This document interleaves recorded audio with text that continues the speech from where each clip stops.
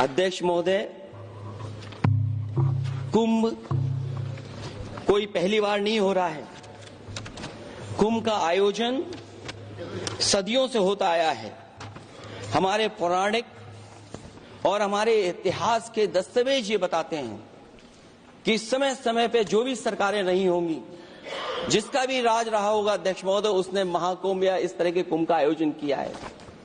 एक तरफ तो वो कि जो 144 साल बाद महाकुंभ होने जा रहा है, उसका इतना प्रचार किया, और मैंने तो कई टीवी इंटरव्यूज में, कई समाचार चैनलों पर ये बात सुनने में आई और सुनते रहे हम लोग कि सरकार ने 100 करोड़ लोगों के आने का इंतजाम किया है।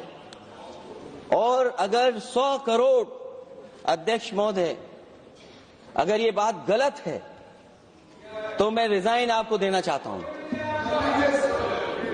अगर अध्यक्ष महोदय, ये माननीय सदस्य लोग अगर ये नहीं सुन पा रहे हैं तो मैं इनको एक एक को, आप नहीं गए स्नान करने, आप स्नान करने नहीं गए, इसीलिए इस तरह की भाषा का इस्तेमाल कर रहे हैं। अध्यक्ष महोदय, ये कहा गया कि 144 वर्ष के बाद ये हो रहा है।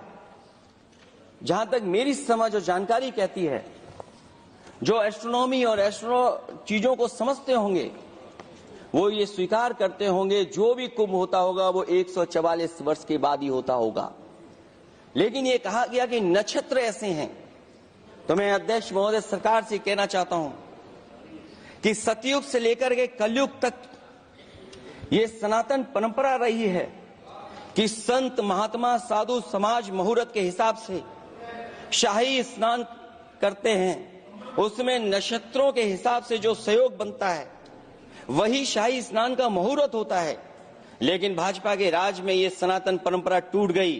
पहले सरकार ने संत समाज को शाही स्नान रद्द करने का आदेश दिया, जिससे अनादिकाल की सनातन परंपरा टूटी। और फिर जब देश भर ने ये बात उठी, देश भर में ये बात उठी, तो उन्होंने हादसे को छिपाकर फिर से आदेश दिया कि अखाड़े शाही स्नान करने जाएं।